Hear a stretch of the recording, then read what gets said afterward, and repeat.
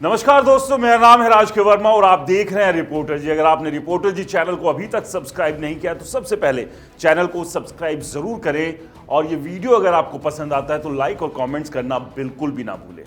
एक बार फिर real estate sector के बारे में बात करेंगे इस वीडियो में और बात करेंगे भरोसे के टूटने की, धोखाधड़ी की और उस सब की जो कि रियल एस्टेट सेक्टर के लिए एक सबक भी बना था और आगे भविष्य में बनना भी चाहिए।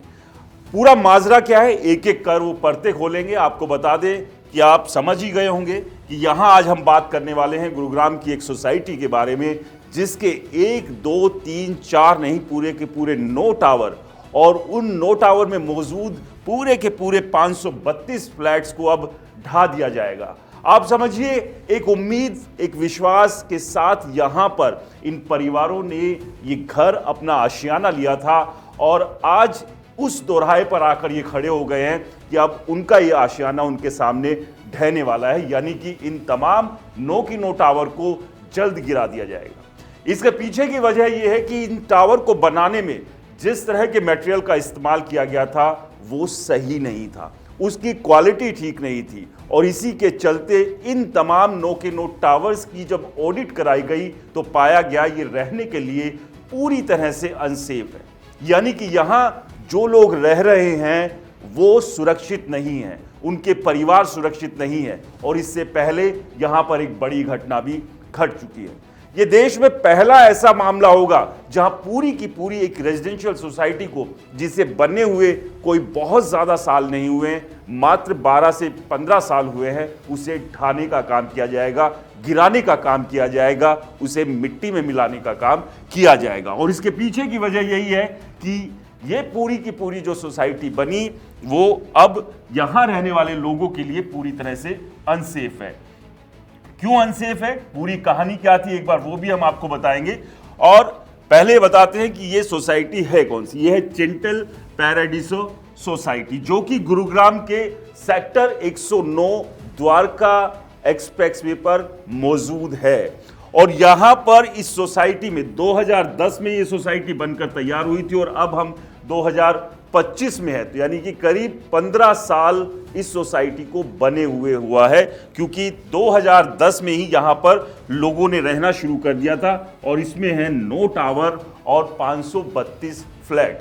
तो अभी यहां पर ये जो लोग रह रहे हैं ये एक असुरक्षित टावर के अंदर रह रहे हैं, एक असुरक्षित सोसाइटी के भीतर रह रहे हैं। और आप समझिए कि किसी भी बिल्डर प्रोजेक्ट में आप इसी भरोसे के साथ पैसा लगाते हैं या रहने के लिए घर खरीदते हैं कि वो जो क्वालिटी होगी, यानी कि जो मटेरियल का इस्तेमाल यहां पर किया गया होगा वो बेहद अच्छी क्वालिटी का होगा और आप यहां सालों साल पूरी तरह से सुरक्षित रहेंगे जब तक कोई बहुत बड़ी आपदा ना आ जाए, ऐसी आपदा जिसके सामने हर कुछ छोटा हो। लेकिन यहां तो ये बिल्डिंग ही लोगों के लिए एक बड़ी आपदा बन गई है और अब इन परिवारों के सर के ऊपर इस बात का खतरा मंडरा रहा है कि कब इनके लिए मुश्किलें बन जाए। लेकिन अब एक दूसरी मुश्किल इनके लिए यह भी है कि अब इन्हें जो करोड़ों रुपए में घर खरीदे थे, आपको बता दें 2010 में यहां पर एक एक फ्लैट की कीमत करीब करीब 75 लाख से लेकर 1 करोड़ थी और आज द्वारका एक्सप्रेसवे पर आप समझिए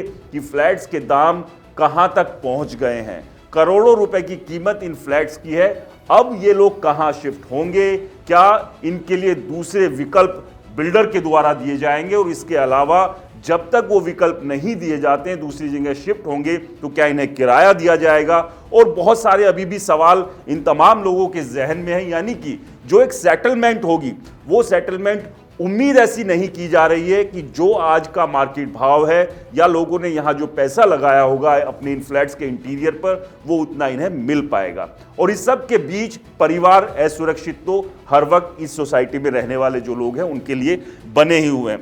आपको बताएं कि जैसे कि 10 फरवरी 2022 का वो दिन आपको याद होगा जब शाम के वक्त इसी सोसाइटी की टावर डी की 6वीं मंजिल का जो लिविंग एरिया है, यानी कि जो लिविंग रूम की जो छत है, वो अचानक से भर भराकर गिरना शुरू हो गई थी।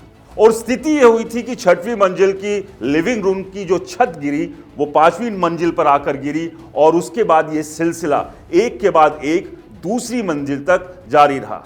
और इस पूरे हादसे में 2 महिलाओं ने अपनी जान गंवा दी थी और इसके अलावा कई लोग घायल हुए थे। और यहां से एक बड़ा सवाल खड़ा हो गया था रियल एस्टेट सेक्टर पर, बिल्डर्स के द्वारा बनाए जाने वाले प्रोजेक्ट्स पर, कि कितनी बड़ी धांधली, कितनी बड़ी गड़बड़ यहां पर निर्माण में की जा रही है। यानी कि लोग जो इस उम्मीद में यहां रह रहे थे कि वो इस गेटेड सोसाइटी के भीतर पूरी तरह से सुरक्षित है, उसी सोसाइटी ने यहां इन 2 महिलाओं की जान ले ली। और भरोसा और विश्वास भी जो है रियल एस्टेट सेक्टर से लोगों का काफी हद तक उठा। और उस दौरान एक लोगों के जहन में डर और खौफ भी पैदा हो गया था, सिर्फ इसी सोसाइटी नहीं, आसपास की दूसरी सोसाइटी के लोगों में। और जब ये पूरी छत गिरी थी, इसकी आवाज कई किलोमीटर दूर तक सुनी गई थी। आप समझिए कितना बड़ा हादसा उस दौरान हुआ था, जिसमें 2 महिलाओं ने अपनी जान गंवा दी थी। और उस दौरान करीब यहां पर 420 परिवार इस पूरी सोसाइटी यानी कि जो 9 टावर है वहां पर रह रहे थे। आप समझिए कि जब ये पूरा का पूरा हादसा हुआ, इन परिवारों की रातों की नींद और दिन का चैन छिन गया था, क्योंकि अब भी इनके मन में कहीं ना कहीं एक खौफ डर रहता है जब रात को सोते हैं कि ना जाने कब कौन सी टावर या कौन सी छत एक बार फिर से इनके सर पर गिरकर ना आ जाए। तो यहां पर एक बड़ा सवाल रियल एस्टेट सेक्टर पर भी खड़ा हुआ कि आखिरकार बिल्डर इतनी बड़ी लापरवाही कैसे कर सकता है। क्या बिल्डर इतना बड़ा लालची हो गया है कि अपने लालच के चलते उसने अच्छी क्वालिटी का मटेरियल यहां पर नहीं लगाया। तो ये देश में ऐसा पहला मामला होगा जब 532 फ्लैट और 9 टावर्स को एक साथ गिराने का काम किया जाएगा। आपको बता दें कि इन तमाम टावर्स के ऑडिट एक के बाद एक 2022 के बाद हुए थे और 9 दिसंबर 2024 को नोवा जो टावर है उसे भी असुरक्षित घोषित कर दिया गया था। अब इस पूरे मामले में इन तमाम परिवारों को बस अब ये आस, ये उम्मीद है कि इनको इसके बदले में बिल्डर की तरफ से सही कंपनसेशन मिल जाए, यानी कि जो सेटलमेंट है वो ठीक तरीके से हो। चलिए फिलहाल इस वीडियो में इतना ही। रियल एस्टेट सेक्टर से जुड़ी हुई कोई भी आपकी शिकायत, कोई सुझाव है तो नीचे दिए गए मेल पर आप मेल कर हमें बता सकते हैं। नमस्कार।